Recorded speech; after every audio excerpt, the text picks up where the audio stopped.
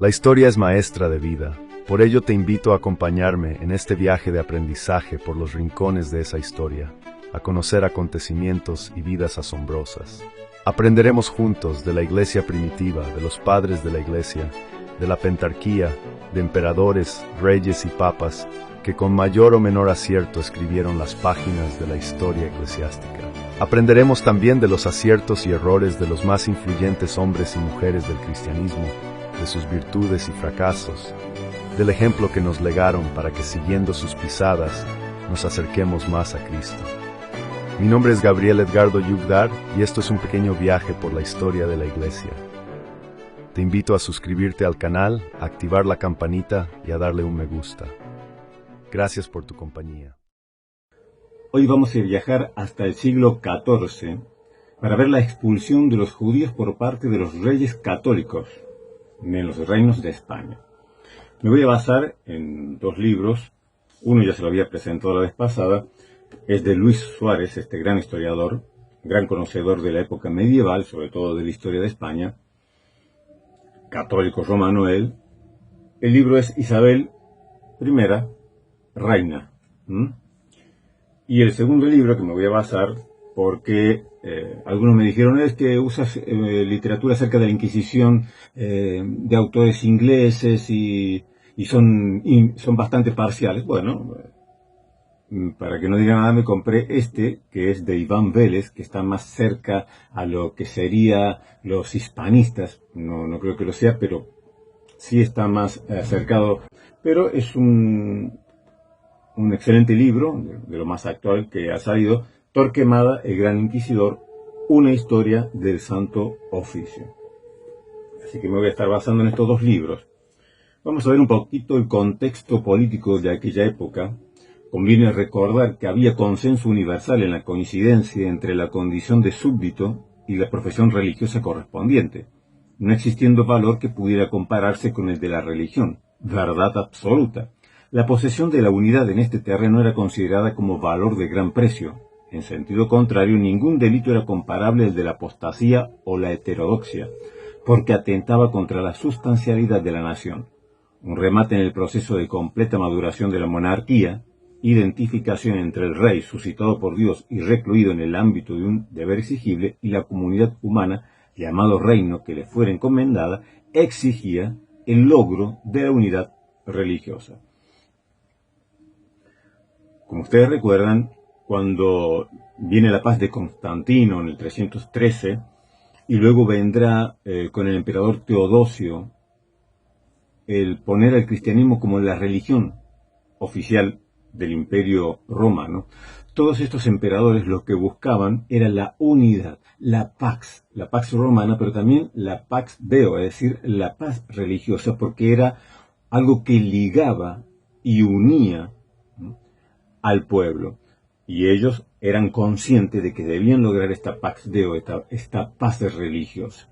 Por lo tanto, los emperadores cristianos, como veremos también en otros capítulos, se consideraban a sí mismos como el representante de Cristo en la tierra. Por eso tenían más autoridad aún que un patriarca o el mismo Papa de Roma. Por eso solamente un emperador podía convocar un concilio ecuménico. Nadie, absolutamente nadie, tenía la autoridad de convocar un concilio ecuménico, porque el emperador se autopercibía como esa persona que había sido puesta por Dios para cuidar y vigilar el bien de la iglesia. Y el bien de la iglesia está unido al bien del reino, del imperio y viceversa. Por lo tanto, los emperadores se autopercibían como ese representante de Cristo en la tierra. Luego esto será reemplazado, obviamente, con el transcurso de los siglos, por el Papa, que se autoproclamará vicario de Cristo. Pero en un primer momento, tanto Constantino como Teodosio como Justiniano, ellos se autopercibían como los vicarios de Cristo. Por eso ellos tenían más autoridad que un papa y que cualquier patriarca de Oriente, y en ellos abrían los concilios, cerraban los concilios, y eran los únicos que estaban autorizados para convocar concilios ecuménicos. Entonces, una de las cosas que buscaba, indudablemente, tanto el rey Fernando de Aragón como la reina Isabel, reina de Castilla, buscaban esta integridad. En la mente de ellos no existía tal cosa como la libertad religiosa. En esa época, en los reinos de Europa, no existía tal cosa como la libertad religiosa. La religión del rey tiene que ser la misma religión de sus súbditos, porque tiene que haber una paz religiosa que asegure, que ligue esta paz también del imperio. Ahora, ¿cuál era la situación de los judíos en los reinos de España? Antes que los reyes católicos, que estamos hablando de Fernando de Aragón y Isabel de Castilla, Alfonso VI, después de la conquista de Toledo, en el 1085, reguló la condición de los judíos, poniéndolos bajo el amparo de la ley, pero no como súbditos, sino como huéspedes cuya seguridad y libertad derivaban de la generosidad regia. De hecho, esa merced podía suspenderse en cualquier momento, no pudiendo prestar juramento de vasallaje por causas religiosas. Los hebreos dependían enteramente de la voluntad del monarca, pues formaban parte del tesoro real, al que contribuían aportando elevados tributos.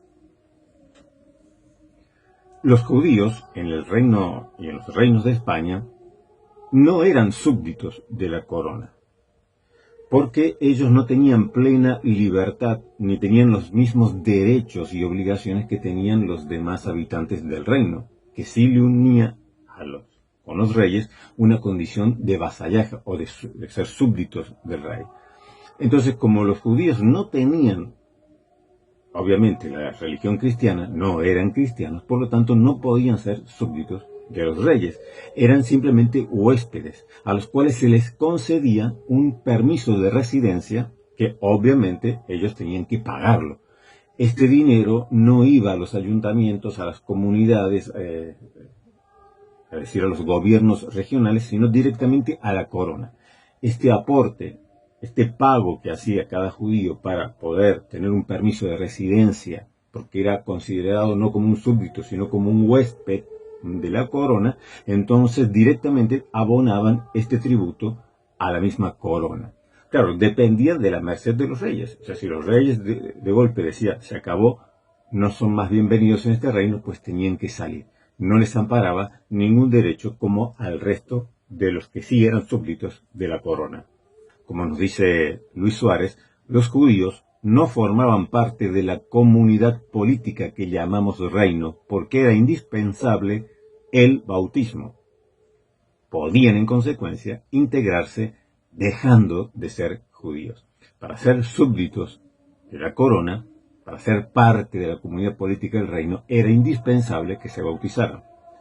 Si alguien no estaba bautizado, entonces estaba excluido del reino, simplemente podía participar como huésped, como lo eran los musulmanes, como lo eran los judíos, pagando un tributo a la corona.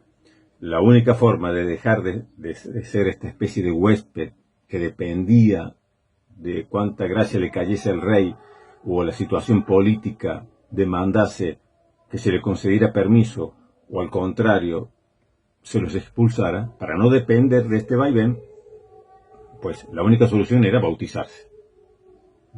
Ahora, si querían seguir siendo judíos y seguir siendo huéspedes, tenían que seguir pagando el tributo, pero a la vez depender de la buena voluntad de los soberanos.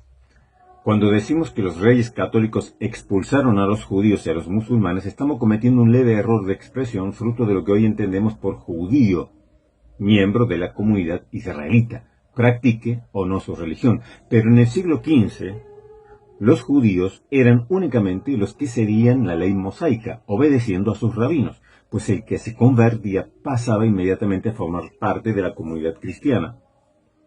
Por eso a veces nosotros nos referimos a esta época y decimos, bueno, fueron antijudíos o fueron antisemitas, pero hay que tener en cuenta que aquí no estamos hablando de una condición de etnia, sino una condición religiosa. Recordemos que a partir de Constantino, y sobre todo de Teodosio en el 380, se impone la obligatoriedad de todos los súbditos del imperio de ser cristianos. Bueno, esto irá perdurando Y luego, cuando, a pesar de que en Occidente no exista más el Imperio Romano, a partir del 476, sin embargo, los reinos, como en el reino de Aragón, como en el reino de Castilla, sigue esta impronta de que para ser parte del reino, para ser súbdito, tienes que ser obligatoriamente cristiano. Entonces el problema no era con los judíos por su etnia, por su raza. Esto será mucho más adelante, cuando viene el problema de la etnia. Y podemos decirle verdaderamente antisemitas. En esa época eran antijudíos, es decir, contra la religión judaica, contra los que practicaban la religión. Porque si este judío o aquel judío se convertía, es decir, se bautizaba, pasaba automáticamente a ser parte del reino, a ser súbdito del rey y a tener los mismos derechos que los demás. Entonces no era una cuestión de etnia, de raza, era una cuestión meramente religiosa, porque estaba muy ligado lo religioso con la unidad política. Por circunstancias políticas y económicas muy complejas, España llegó a contar entre los siglos XII y XIV con una población judía muy abundante. Se calcula entre 70.000 y 100.000 judíos, que estaban organizados en aljamas, unas 200, que funcionaban de modo muy semejante al de los consejos municipales. Las presiones, primero de carácter político y después sencillamente criminales, desembocaron en 1391 en grandes matanzas que dieron ocasión a que muchos judíos se bautizasen por miedo. Entre los así convertidos había quienes no deseaban otra cosa que integrarse en la sociedad cristiana, pero abundaban también quienes rechazaban esta condición y pretendían volver a la fe judaica, lo que las leyes vigentes prohibían. Algunos incluso judaizaban en secreto, es decir, trataban de cumplir los ritos de la antigua ley. Los cristianos, que asimismo se llamaban viejos para diferenciarse de los nuevos, pensaban que todos los conversos judaizaban. Se iba extendiendo por las venas de la sociedad la idea de que constituían un peligro para la fe. Al subvertirla, doctrinas y prácticas relacionadas con el judaísmo eran calificadas de herética pravedad. España, Sefarad, como la conocían los judíos, llegó a ser la comunidad de judíos más grande que había en el mundo en esta época. Estamos hablando entre los siglos XIV y los siglos XV. Había muchas juderías o aljamas, unas 200 distribuidas por todos los reinos de España. Pero a partir de 1391, 100 años antes de la expulsión, que fue en el 1492, se da un cambio abrupto. Un tal Arcediano de Écija, una especie de archidiácono, es decir, un religioso de nombre Ferrand Martínez, comienza a incitar y a predicar contra los judíos, diciendo que la única solución contra los judíos era que se convirtiesen y si no, que fuesen pasados a espada. Comienza allí una gran persecución que se va extendiendo desde Andalucía por otras regiones de España, se va extendiendo, provocando grandes matanzas, y muchos judíos en el 1391, a partir de entonces, se bautizan, se convierten al cristianismo, muchos motivados por el terror, por el temor, otros porque les daba exactamente igual, solamente querían vivir en paz. Algunos, los pocos, se convirtieron convencidos de lo que estaban haciendo. Entonces, a partir de entonces, se empiezan a distinguir dos tipos de cristianos en España. Los que se llamaban cristianos viejos, es decir, los que siempre habían sido cristianos, los que sus familias siempre habían sido cristianos, y los cristianos nuevos, es decir, aquellos que eran conversos, o eran hijos o nietos descendientes de conversos. Ahora, allí surge verdaderamente el problema que terminará desembocando en la expulsión de los judíos 100 años después. Porque estos conversos, al ser muchos de ellos convertidos a la fuerza, bautizados por terror, para no ser pasados a espada o ser expulsados del reino, se bautizan. Pero muchos de ellos continúan practicando el judaísmo encriptadamente. Estos los que judaizaban. Entonces comienza la sospecha entre el pueblo de España, entre la gente, comienza la sospecha de que estos nuevos conversos en realidad son falsos convertidos que judaizan en secreto. Y se empieza también a perseguir entonces a los conversos. Esta situación se va acrecentando con el paso de los años y desembocará, como dijimos, 100 años después, en la expulsión de España. La raíz de la expulsión de los judíos de España son los conversos. Al ser obligados a convertirse muchos de ellos, y al practicar el judaísmo secretamente, estos que se habían convertido en apariencia, entonces comienza la gente a sentir animadversión contra ellos, porque dicen son falsos cristianos, simplemente se han bautizado para no ser perseguidos, pero por dentro, por debajo, siguen practicando el judaísmo. Esto se le llama herética pravedad, y será la razón por la cual se creará la Inquisición, el Santo Oficio, que no era para perseguir a los cristianos, que no era para perseguir a los judíos, que no era para perseguir a los musulmanes, sino para perseguir a los conversos, a los falsos conversos, para distinguir quién era verdadero converso y quién era un judío que estaba ya encriptado, que se había bautizado, pero seguía practicando el judaísmo. Reyes y altos oficiales de justicia eran considerados por los judíos como sus valedores, como sus protectores. La opinión popular, sin embargo, se mostraba sistemáticamente hostil. Se asignaban a los judíos para su residencia barrios estrechos e insalubres. Luego se les acusaba de ser sucios, cuando de hecho cuidaban de su higiene más que los cristianos. La mayor parte de estos judíos habitaban lugares relativamente lejanos de aquellos en que desarrollaban su trabajo, pero se les prohibía el uso de armas. De todas formas, si repelían un asalto, si se defendían, corrían el peligro de ser acusados de agresores. En una época en que las armas y el valor físico se encontraban supervalorados, se les consideraba como cobardes, precisamente porque, como no tenían armas, no se podían defender, y si se defendían, luego eran acusados ellos de ser los incitadores de alborotos, entonces les llamaban cobardes. Ahora, eran expertos en los negocios y el comercio del dinero, y obligados a tomar precauciones, estos judíos, para no ser defraudados por los deudores, eran calificados de astutos, falsos y usureros. Es verdad que el judío no podía prestarle a un paisano suyo bajo fuertes intereses, bajo usura, porque esto lo prohibía el Antiguo Testamento. Pero no era así con los cristianos, a los cuales sí les cobraban altos intereses, por una cuestión también de defenderse para no ser estafados. Pero en el imaginario popular se relacionaba al judío con alguien que practicaba la usura, era un usurero. Claro, en las mayorías de las regiones de España, a estos judíos se les va prohibiendo practicar ciertos oficios y reunirse en gremios, por lo tanto se ven obligados a practicar, por ejemplo, el préstamo de dinero, la medicina, y muy pocas y muy contadas con las manos excepciones de empleos a los cuales los judíos podían acceder. Si se dedicaban por la medicina, les acusaban de en los remedios poner veneno y envenenar a los pacientes. Si hacían de prestamistas, los acusaban de ser extorsionadores, usureros.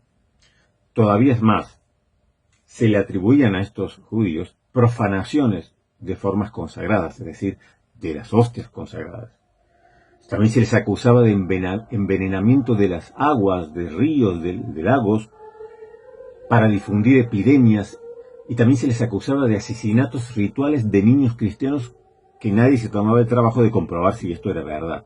Los judíos, como los primeros cristianos, fueron víctimas de calumnias muy simples, presentadas sin ningún tipo de prueba. Alfonso X ya, que era un rey, que era una persona extremadamente culta, da acogida en las partidas, en este conjunto de leyes que saca, a esa famosa práctica atribuida a los judíos de que en el Viernes Santo crucificaban a un niño cristiano utilizando su sangre como alimento. todo esto en el imaginario popular va creciendo y va creando una fobia contra los judíos, contra aquellos que practicaban la religión judía. Ahora, ¿cuál es el papel que juega la Iglesia y el Papa en la cuestión judía? La Constitución Pontificia Constitutio Pro Iudeis de 1199, promulgada por el Papa Inocencio III, invocaba la doctrina de San Agustín y afirmaba que los judíos debían ser admitidos y amparados en los reinos cristianos porque, siendo custodios de la Escritura en su versión original, portaban consigo el testimonio irrefragable de que las promesas de Dios se habían cumplido y el Mesías había venido ya. Merced a esta convivencia con los cristianos, un día, movidos por el ejemplo, descubrirían la verdad y se convertirían, cumpliéndose de este modo el plan de la redención. En el Cuarto Concilio de Letrán, en 1215, convocado este concilio por el mismo Papa que promulgara la Constitutio Pro Iudeis, esto es Inocencio III, se tomó el acuerdo de que los judíos debían llevar un signo distintivo, una rodela bermeja, en su ropa exterior. Debían vivir separados de los cristianos e impedirse la práctica de los oficios que reclamasen cierta relación de intimidad con aquellos o participar en sus fiestas y reuniones. Es decir, yo ya lo había dicho la vez pasada en uno de los videos, de que muchos católicos romanos atribuyen a Lutero el haber inspirado a Hitler o haber inspirado a los nazis en esta fobia y persecución contra los judíos. Pero en realidad debemos ir mucho más atrás que Lutero. Estamos hablando en el año 1215, en el Cuarto Concilio de Letrán, concilio de la Iglesia Católica Romana, convocado por el gran Papa Inocencio III, donde se dispuso que los judíos debían vivir separados, lo que luego se llamarían guetos. En aquella época se le llamaba juderías o aljamas, pero debían vivir en barrios separados de los judíos. Estos barrios tenían que tener murallas y puertas para que no se mezclaran con los cristianos. Pero además los judíos no podían vestir, se dictamina en estos concilios, no podían vestir ropa lujosa, ni llevar adornos costosos. Su ropa debía ser de color sencillo. Su ropa debía ser simple, pero aparte debía llevar en la ropa una rodela de color bermejo para que se identificara, para que todos supieran que esa persona era un judío. Esto lo dictaminó ya en el 1215 el Cuarto Concilio de Letrán. Nos dice Iván Vélez, en el libro de Torquemada, el Gran Inquisidor, que en 1215 el Papa Inocencio III convocó el Cuarto Concilio de Letrán, del cual salieron varios decretos que instaban a confinar a los judíos en barrios separados. La medida segregatoria respondía a lo que ocurría ya en la realidad, pues los hebreos ya permanecían concentrados en determinadas áreas de las ciudades que podían quedar blindadas por puertas y protegerse con centinelas durante la noche. El confinamiento no fue la única medida que se adoptó en el Cuarto Concilio de Letrán. De aquella reunión también salió la obligación impuesta a los judíos de llevar un distintivo, una rodela amarilla o roja, en la ropa y usar un determinado tipo de sombrero. Como dijimos, todo esto para que fuesen fácilmente identificables como judíos. El Papa Gregorio IX, viene Inocencio III, luego surge otro Papa, y luego cuando muere este Papa que surge detrás de Inocencio III, viene Gregorio IX.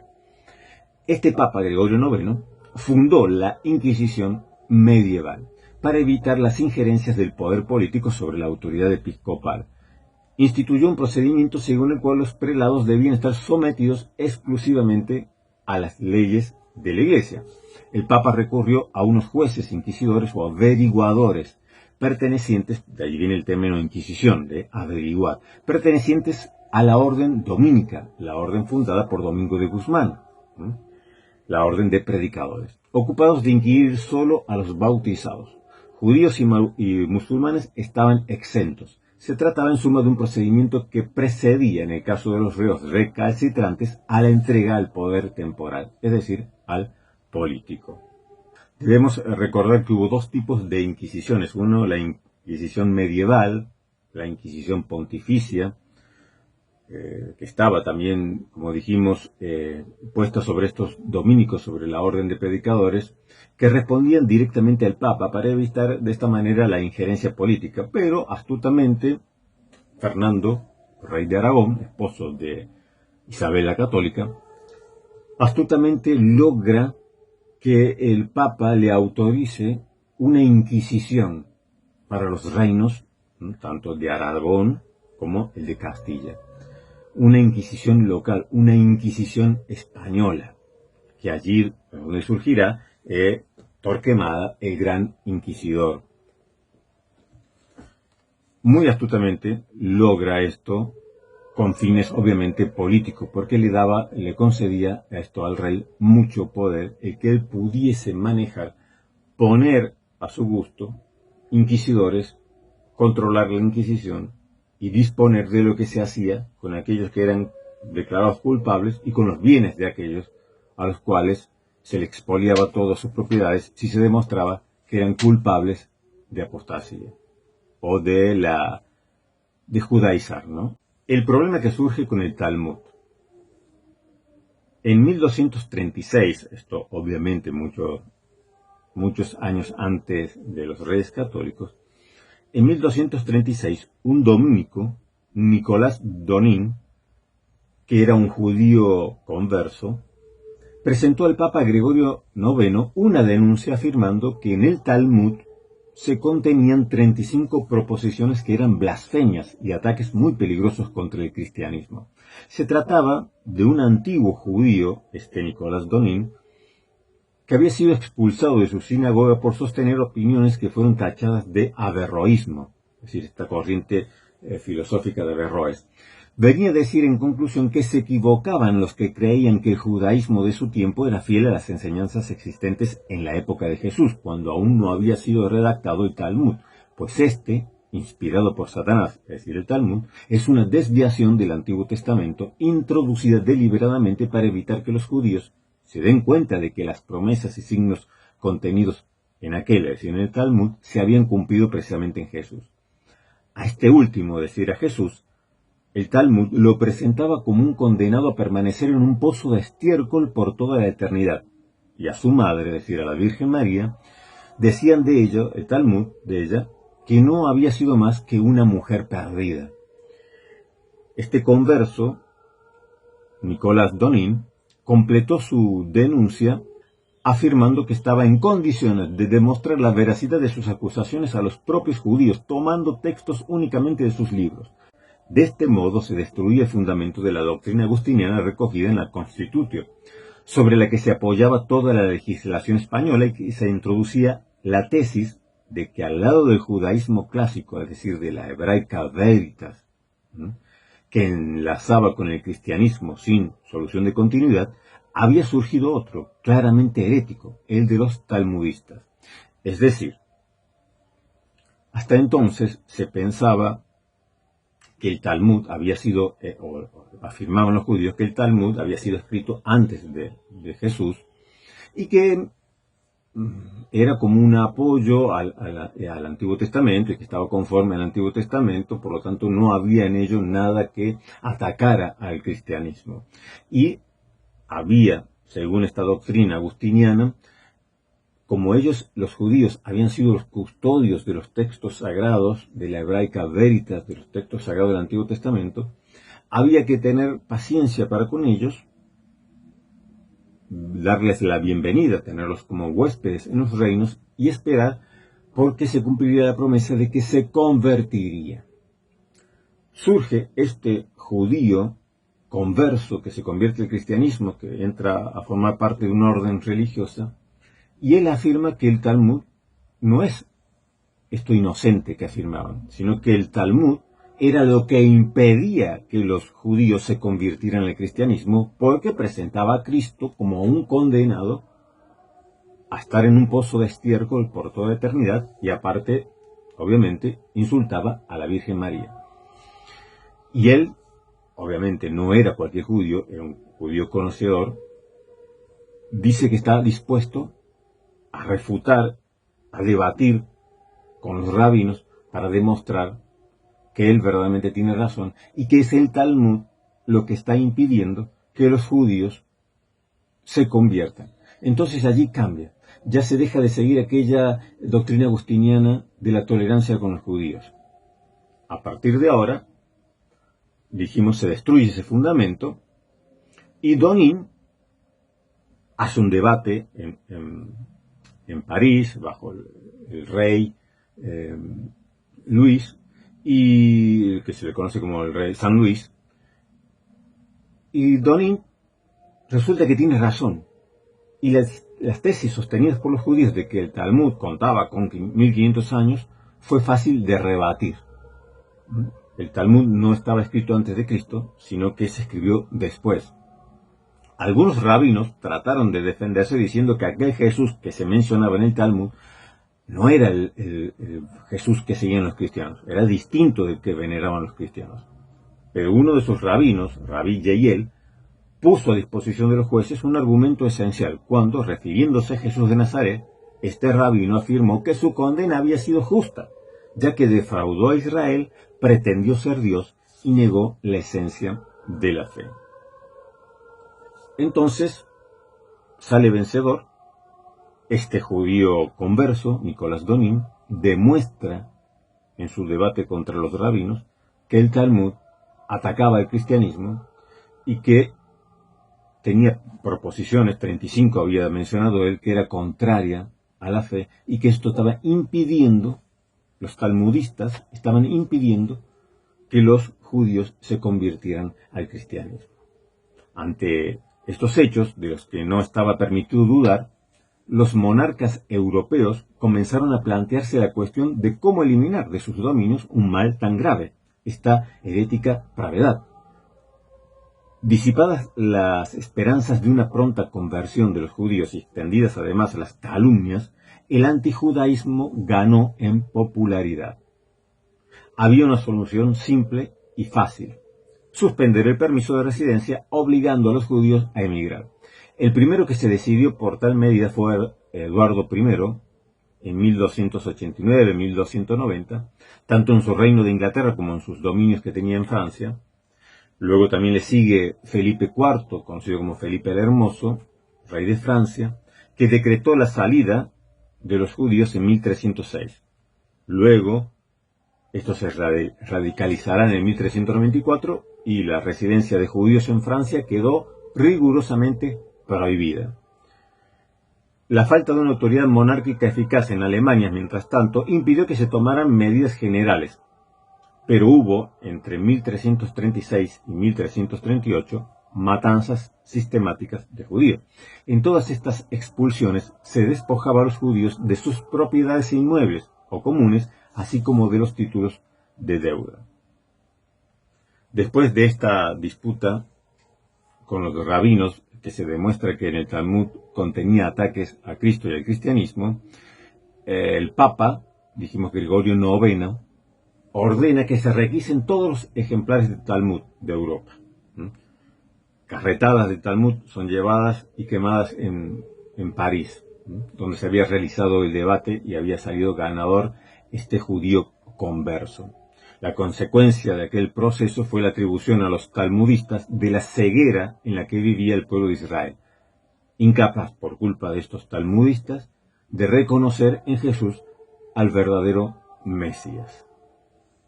En el siglo XIV, en el Sínodo de Viena, en 1311, había destacado un pensador mallorquín de origen catalán, Ramon Llull, muy influyente, que dará comienzo a lo que sería el humanismo español,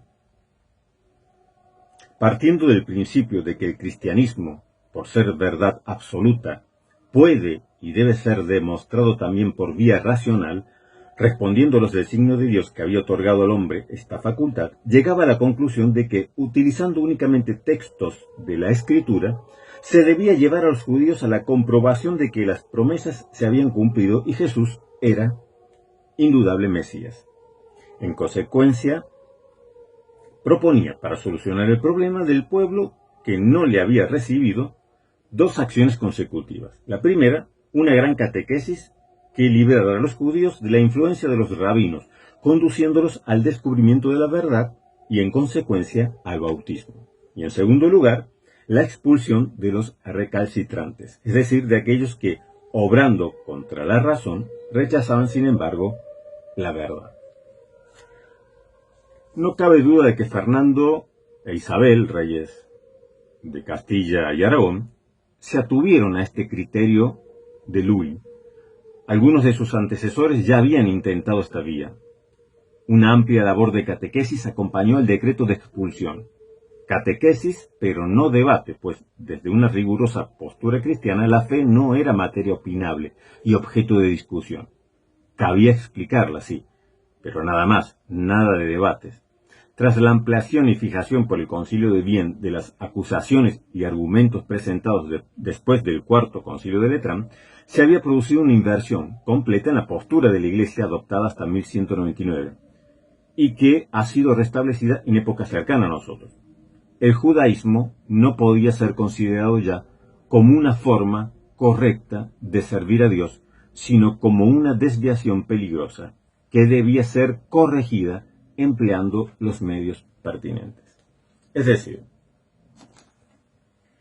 desde el siglo XIV, en 1391, cuando este archidiácono arcediano de Écija, Ferran Martínez, comienza a proclamar, a predicar en contra de los judíos, que era necesario que se bautizaran y se convirtieran, comienza a crecer también paralelamente la animadversión entre el pueblo contra los judíos y asimismo la persecución, que esporádicamente va causando innumerables muertos. Dijimos que Sefarad, los sefardíes de España, los judíos de España, llegó a ser la comunidad más numerosa de judíos del mundo en aquella época. Pero a partir del 1391, cuando comienza esta persecución sistemática de los judíos, muchas aljamas o juderías son destruidas, otras son reducidas a la mitad porque muchos huyen por temor. Pero muchos otros se convierten, se bautizan, se hacen cristianos. Allí comienza verdaderamente el problema, porque entre los judíos practicantes y los cristianos, conocidos como cristianos viejos de toda la vida, surgen los cristianos nuevos, es decir, estos judíos conversos que se bautizan y se hacen cristianos. Pero queda la sospecha, porque los mismos judíos, ante esta actitud que consideran como apostasía de convertirse al cristianismo, comienzan a murmurar diciendo que en realidad son falsos cristianos, que en realidad por debajo siguen practicando la ley mosaica, y van difundiendo estas calumnias que calan hondo en las personas. Entonces la gente comienza a sospechar de estos nuevos convertidos. ¿Será verdad que son cristianos o solamente por fuera, pero por dentro, en lo oculto, siguen practicando el judaísmo? Entonces queda en el medio este grupo, siendo perseguido tanto por los judíos y sospechado por los cristianos. Estos son los nuevos cristianos o los cristianos nuevos. Muchos se convierten verdaderamente, como dijimos, Santa Teresa de Jesús es descendiente, es nieta de un judío converso. O sea, se convirtieron de verdad, y muchos judíos que se convirtieron luego pasaron a incorporarse en órdenes religiosas y ocuparon puestos dentro de la iglesia muy importantes. Curiosamente, también fueron los más acérrimos perseguidores contra los judíos y contra los conversos, estos, o los falsos conversos, estos judíos que se habían bautizado y convertido en nuevos cristianos. Todo esto va creciendo paralelamente, se van reduciendo las juderías porque muchos deciden irse de España, pero aún queda una gran población judía dentro de España. Pero, claro, luego se le va reduciendo el campo de acción a los judíos, no se le permite trabajar en empleos que estén agremiados, porque lo que se buscaba era evitar ese contacto, esa comunión entre judíos y cristianos. Se trataba de separar a los que se habían convertido, a los judíos conversos, tratar de separarlos. Entonces también en el Cuarto Concilio de Letrán se establece que los judíos debían vivir en barrios separados, en barrios que se debían cerrar para evitar la mezcla con los cristianos. obviamente que estaba condenado con la apostasía, con la muerte, si algún cristiano se hacía judío. A la inversa, si un judío se convertía, pasaba a una posición de tener los mismos privilegios, los mismos derechos que un súbdito cualquiera de la corona, y podía acceder a puestos de honor, puestos de beneficio y también a cargos eclesiásticos. Entonces comienza, la gente no para, se les acusa de ser sucios, claro, vivían en barrios estrechos, se les acusaba de ser cobardes, claro, pero se les prohibía pelear y se les prohibía utilizar armas, se les acusaba de usureros, claro, pero eran los pocos oficios que se le permitían ejercer. Hasta que surge el problema del Talmud, se demuestra que el Talmud hablaba mal de Cristo, hablaba mal de cristianismo, hablaba mal de la Virgen María, y se establece que es por culpa de los talmudistas, por culpa de esta enseñanza del Talmud, que los judíos no se convierten. Hasta allí llega la tolerancia, se abandona la doctrina de Agustín, que era tolerante con los judíos con la esperanza de que se convirtieran, entonces se los empuja a una conversión. Con los reyes católicos ya se hace insostenible la situación, crean la Inquisición. Dijimos que había una Inquisición pontificia creada por Gregorio IX, pero hay una Inquisición local, española, que logra muy hábilmente, políticamente le beneficia Fernando, el rey de Aragón, para manejarla a su gusto y antojo. Comienza a perseguir no a los musulmanes, no a los judíos, sino a los conversos. Cuando la situación se desborda, ve que muchos judíos, a pesar de la gran catequesis que se hace, no se convierten.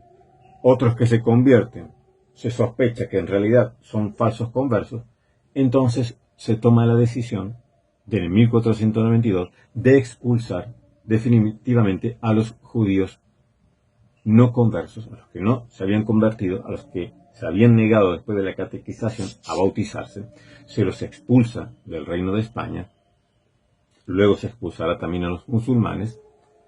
La Inquisición se enfocará a perseguir, a investigar a estos judíos que quedan, pero que se habían convertido, para descubrir si eran verdaderos cristianos o eran falsos cristianos, judíos que practicaban esta herética pravedad del judaísmo encriptado.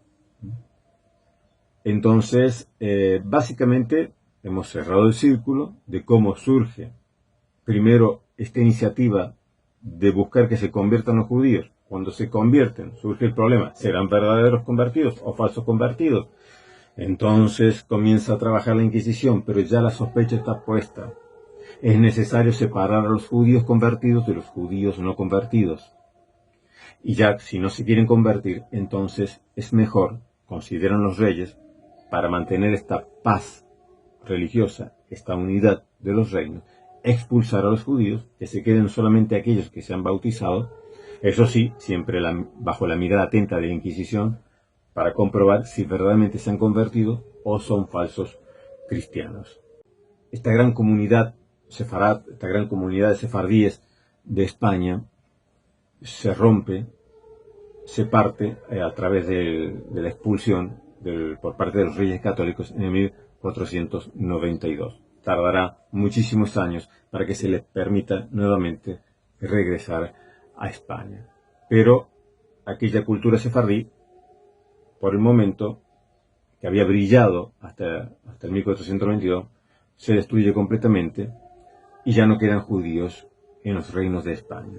No es que a los reyes les haya gustado esto, porque ellos se mostraban muy amigables con los judíos, tenían en la corte muchos judíos, pero ante la presión de la Iglesia, ante la presión sobre todo también del gran inquisidor Torquemada, los presionan para que, por el bien del reino, por el bien de los convertidos y por el bien de los cristianos, había que expulsar este gran peligro que significaban los judíos, que podían, encriptadamente, volver a arrastrar nuevamente hacia atrás a los que se habían convertido de verdad, y también podían contaminar a los demás cristianos auténticos.